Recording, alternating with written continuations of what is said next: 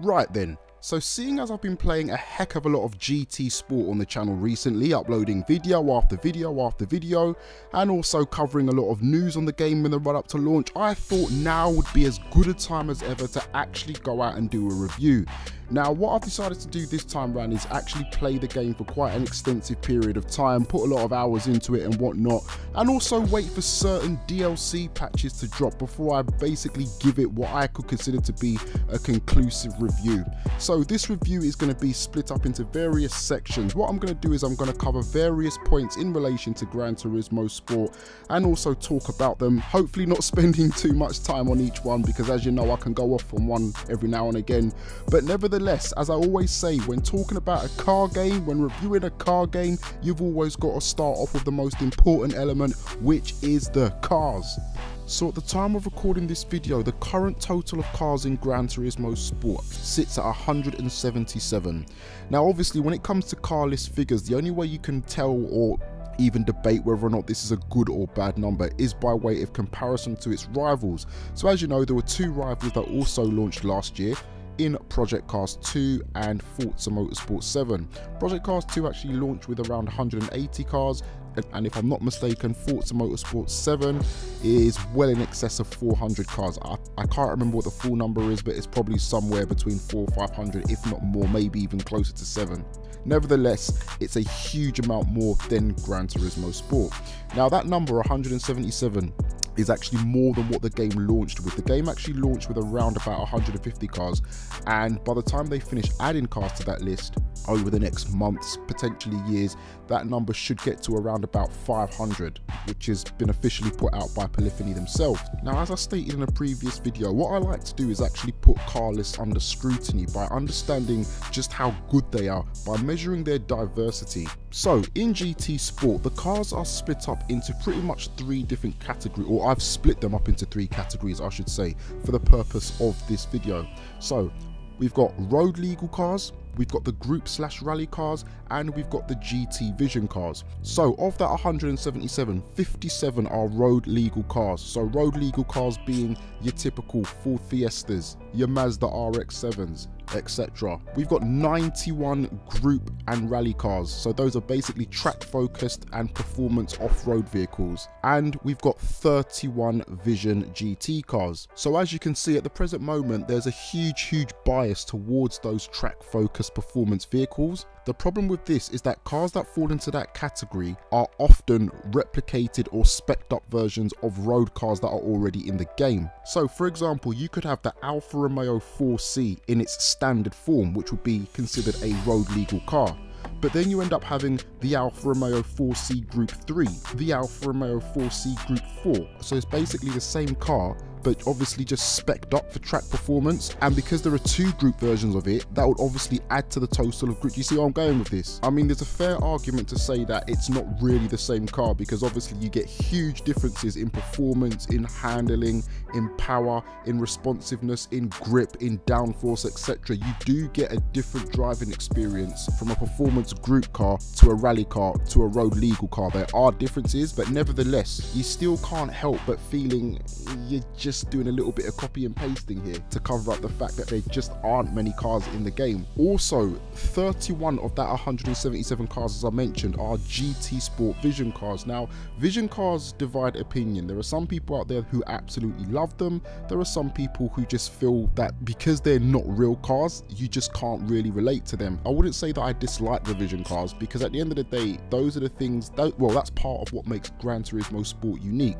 To my knowledge, and correct me if I'm wrong, because my knowledge isn't always correct, but if I'm not mistaken, Gran Turismo Sport is the only track racing focused game that actually has that kind of concept of having cars that are specifically made for the game, of a conceptual nature, which are not in any way, shape or form related to real life. So I do like the concept. The problem is that I don't need 31 out of 177 cars. I don't need to be driving a Citroen Vision car. I just don't. My fear is that when we do get to the total of 500 cars, how many more Vision cars cars are going to be put in the game, because that really does dilute and take away from the actual car list itself, the true car list. I think there are a lot of people out there who potentially, like me, like driving cars that either A, they liked as they were growing up, or B, they've driven before, or C, they just have a general interest in. And it's hard to really sell the concept of a concept car, forgive the pun, to somebody when they haven't had any historic connection with it in any way, shape or form. They're fun to drive but expensive to buy. What I'd like to see is a lot more road standard cars put into the game. We've got a whole host of cars from all over the globe, such as America, Great Britain, Germany, France, Italy, Japan, South Korea. If you're gonna do different variants of cars, what I'd like to see is actual different models. So for example, we've got the Mitsubishi Evo Lancer in the game. I'd like to see the Evo 8. I'd like to see the Evo 7. We've got the Subaru WRX STI in the game, the sexually transmitted infection. What I'd like to see is the Subaru Impreza as well. Make sense? Right then, moving on now to discuss the handling model, the playability and the physics. So right out of the gate, as you guys know, or maybe if you don't know, if it's your first time on my channel, then welcome, but I actually own Forza Motorsport 7, I own Project Cars 2 and I own Gran Turismo Sport. I've played all three, excuse my Samsung, I've played all three, and I can confidently say that when it comes to playing the game out of the box with a controller, Gran Turismo Sport for me, and this is just a personal opinion mine, but for me is the one which is the most playable, the one that requires the least amount of having to fiddle around in the options menu, setting up, searching for dead zone settings, throttle sensitivity, steering sensitivity, etc. Again, it's by no means perfect, because perfection is something that is just not achievable, but I had a far more comfortable experience playing with a controller out of the box on Gran Turismo Sport than I did on Project Cars 2. Footnote, Project Cars 2 can be played with a controller and can be played well. It's just that it took a little bit more setting up than I was expecting, but it's definitely a step up on Project Cars 1. Forza Motorsport 7 is also very good with a controller out of the box, and always has been, to be quite honest with you. It's just that this year, I don't know, I just felt Gran Turismo Sport, it just clicked instantly. I just clicked my fingers there for some reason, like you can see me. I have tested Gran Turismo Sport with a wheel and it's even better. I don't personally own one, but I popped over to my friend's house who also has a copy of the game. I used his wheel setup and the experience understandably was better, but nevertheless it's very good, it's very solid with either wheel or controller. Now during the car list I mentioned that there is a clear difference between how different cars handle, and to bring that up in the handling, model and physics section again obviously makes sense. In Gran Turismo Sport, what I like most is each individual car has got its own individual characteristics and behaviors and tendencies, and this might be part of the benefit of releasing the car list so slowly, to give the developers the opportunity to ensure that they can fine-tune those cars and hone in on the nuances that all add together as the building blocks for the character for that vehicle in question. The Mercedes AMG GT car drives completely different to the Suzuki Swift, as you would expect. The front-wheel drive cars give you a true understanding and feel of what real understeer is. The rear-wheel drives are looking to kick out at any given moment, and what I do like is that you don't really get many of those moments of sudden twitchiness that you get in some other games where the cars just unpredictably just spiral out of control for no apparent reason. Pretty damn good. What most impressed me though in terms of the physics is what I call the surface feedback. Now surface feedback, what I'm talking about is how the car responds and how the car behaves when you clip apexes and go over curbs. You can really feel the suspension traveling, like it's uncanny. And bear in mind, I'm using a controller, I'm not using a wheel with force feedback. I'm talking about the normal DualShock Control controller on the PS4. You can actually feel the little subtle shakes and rumbles within the controllers when you hit apexes. You can feel and you can tell the moment where you've got one of your wheels on one of the white lines or the grass, because that wheel will just light up, spin and send you into a situation of disaster. Gran Turismo Sport has helped me improve my braking ability. As I'm coming up to a corner and I start to brake using the trigger buttons, I can tell when I'm braking too hard because the controller starts to rumble just that little bit, just like a real car does when you're putting your foot too heavily down on the brake. When I make setup changes to my anti-roll bars, you can actually see the improvement, or the increase I should say, in terms of body roll swaying from left to right. All in all, for the most part, the handling and physics on GT Sport are really solid. I enjoy them. them personally. The only area I would say that they need to improve is collisions. When you drive into a wall, which you shouldn't be doing anyway, but you know, it can happen. But when you drive off the track and hit a wall, or when you drive into another car, the actual sound of that collision doesn't sound very realistic. I'm almost liking it to like hitting a box with a hammer. It's like a sort of, I don't know if you can hear that. That's me hitting my chair. I've just hurt my knuckles. But it just doesn't sound very convincing. I think that's just the one area they just need to work on. But other than that, no, very impressed. Right, let's talk audio. A bugbearer, a sore spot, a nemesis for many a Gran Turismo fan for year after year after year. Yes, we know Gran Turismo Sport historically has been tragic when it comes to sounds. In-car sounds, exterior sounds, engine sounds, whatever you want to call it. Previous iterations of the game have seen iconic cars coming out sounding like vacuum cleaners made by Dyson and worse. I'm pleased to say that this time around in Gran Turismo Sport, while the audio is still not on par with games such as Forza, it is a heck of a lot better than it has been. In fact, it's the best that it's actually been in a very long time. Once again, each car has been individually tuned based on its real life counterpart audio wise. What I really like was when I was playing the game, you can really get that race car feel from the GT cars as you hear that high-pitched whine from the actual transmission. What I also noticed is that in a lot of the road cars, you can actually hear the turbocharger kicking in at certain RPM levels. But it's not just as generic as that, because certain cars have been given their own individual characteristics. Example, the RX-7. Someone pointed out in one of the comments when I was actually driving the car that they could hear the car emitting its bip noise every time I was hitting a certain RPM. I think it was when I was hitting 5,000 RPM, if I'm not mistaken. But that's actually a true characteristic of the RX-7. It actually does that, and it was pleasing to see when I went and watched it on the actual playback that that gentleman was actually correct. The car was actually doing that. The better quality sounds lead for a more immersive experience, especially when playing in cockpit view, or first person view as some people like to call it, as it just brings the whole playing experience to life. What I also like is that the actual leveling of the sound has been done well, so even if you're inside a very noisy and rattly GT car, you can still hear the brakes locking up, you can still hear the tires screeching when you've gone too deep into a corner. Everything is leveled just right, so kudos for that, Polyphony. Visually, right, here's the thing, its rivals were made by developers. Gran Turismo Sport was made by artists. It's as simple as that. It was an artiste who headed up their visual design team, and you can tell right from the way in which the game is structured, the way it's put together, starting off with the actual cars themselves. As I mentioned, each car is individually rendered from the bottom up, from the ground up. This time round, they haven't just taken models and assets from various Gran Turismo games or previous games. What they've done is they've actually started from scratch, clean slate, and built each car from the bottom up using laser scan technology for almost photo-like realism, lifelike interiors, realistic looking reflections, active reflections as well that don't just look like they've been stuck on. To get a true sense and understanding of just how detailed the lighting effect is on Gran Turismo Sport, what I'm going to do is I'm going to link a video in the description box to a YouTube channel known as Digital Foundry, which most of you guys should know anyway because they're huge. And what they've done is a visual comparison of the graphical differences between Forza Motorsport 7 and Gran Turismo Sport. When you see the level of detail Polyphony have gone in, especially on the interiors, it's actually astounding.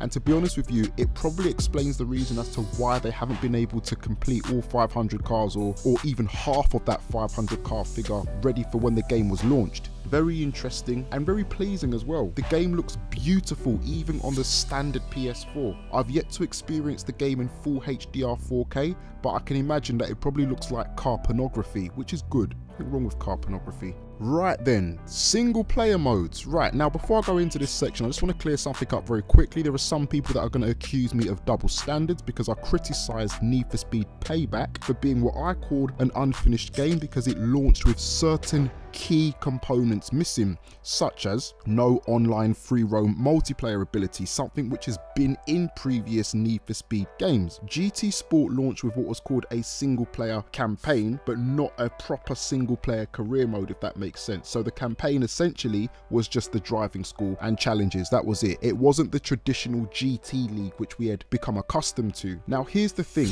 here's the key difference between both games. With GT Sport, the clue is in the title. It is called GT Sport, Gran Turismo Sport, which is a break from giving it a numeric name. Obviously Gran Turismo 3, 4, 5, 6, 7, 1, 2, whatever you want to call it. The reason why there was no number attached to the game was because Polyphony went out of their way to explain to us that this is not going to be the traditional Gran Turismo that you know, love and expect. This is going to be a centrally esports focused title with the whole element focused on online play. They said this in 2 separate interviews. So for that reason, when the game is launched exactly how they said it would be launched, it cannot be classed as an unfinished game. My whole anger and annoyance to Polyphony was that why are you alienating a whole section of your fan base? Every single Gran Turismo game up until now has always had some sort of single player career mode through by way of the GT leagues, and that is how you've built up your core fan base. Now what you're doing is you're saying to that huge army of people, we're not going to let you play that way, you're going to have to play this way, when what you could have done is just had both elements there all together. So what you're doing essentially is selling me half a game at full price. That was my annoyance. You can't call it an unfinished game if they've told you beforehand they're not going to have that element in.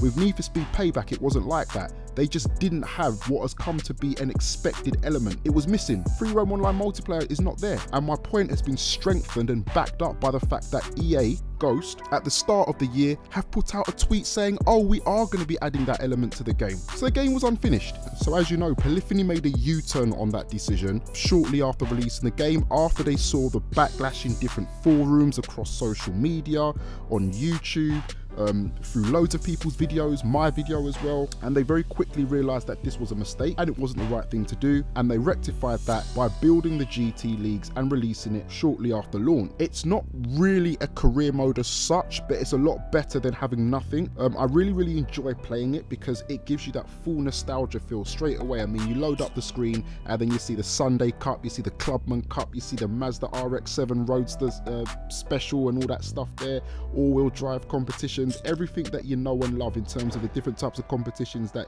you're used to in terms of your offline single player experience is there. The presentation is fantastic. The diversity in competitions is brilliant. You've got different class type, you've got the group cars, you've got the rally cars and the road cars. You've got cars grouped based on their engine, like boxer competitions, etc. You've also got endurance races that have got tyre wear as well as pit stops, along with short sprint races as well. Now I did mention earlier on in the video that some of the cars in Gran Turismo Sport are quite expensive. I'm pleased to say that the cash payouts in the GT leagues are actually quite good. They're not too bad at all.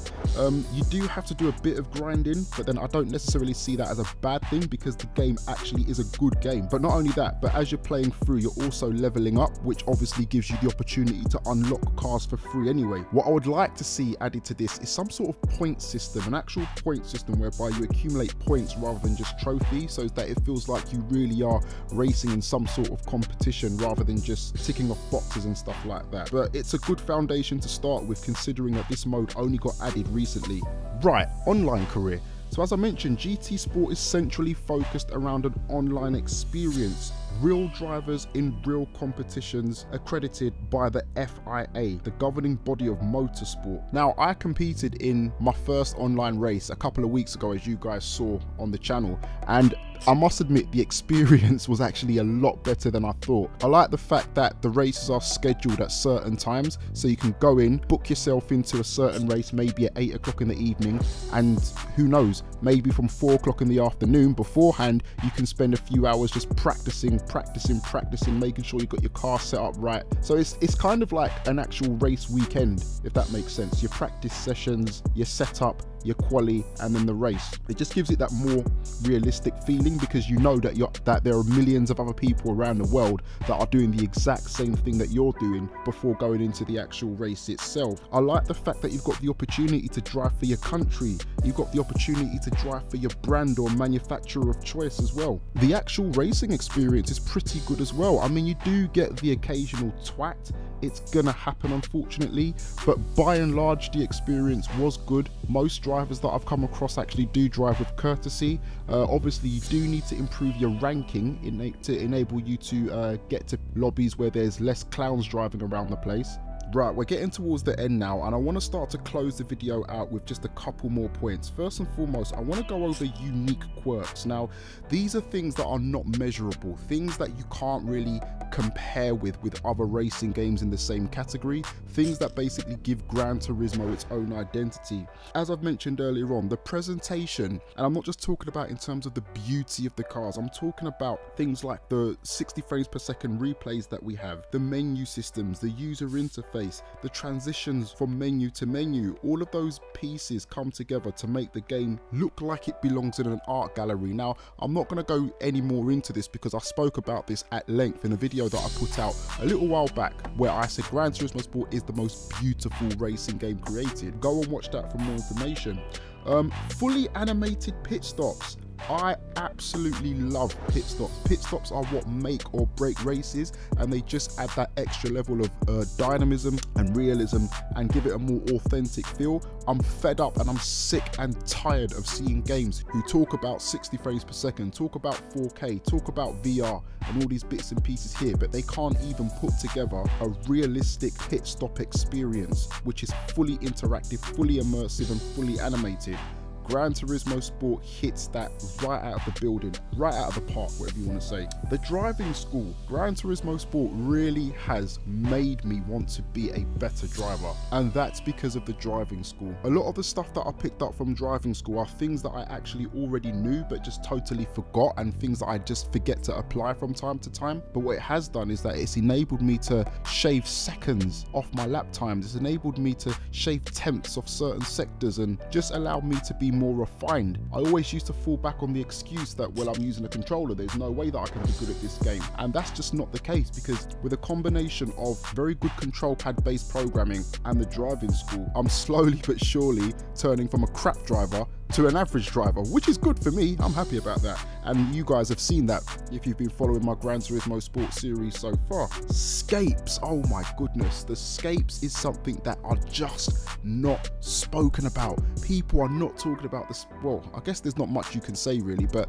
the whole scapes thing, for those who don't know, is Gran Turismo Sport's way of giving you the opportunity to become a director, well, I say a director, a photographer I should say. Beautifully stunning, absolutely gorgeous background images that you can find within the game, of shots taken all over the world, and then allowing you to basically place your car in those scenes. You can place one car, you can place a multitude of cars, and you can add blur effects, cinematic effects, black and white, grayscale. There are so many things you can do.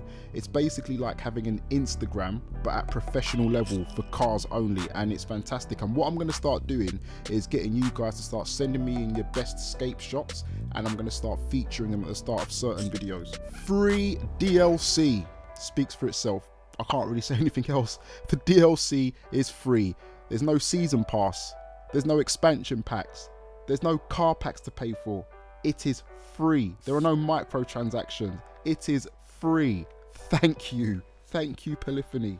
Okay, and last but not least, I just want to end off on the areas where I think the game can improve. The first area, again, is an area that I've touched on previously, and it's with regards to dynamic weather. Now, I've spoken about dynamic weather before on the channel, and quite a few of you actually posted a few comments and sent me a few messages to inform me where when you go to the actual tyre compound, you can actually find a compound which actually is suited to rain, for wet weather tyres basically. This is a big indicator that dynamic weather should be coming to the game at some point. You don't put wet weather tyres in a game if there isn't any wet weather, or if there isn't any plans for wet weather to be introduced.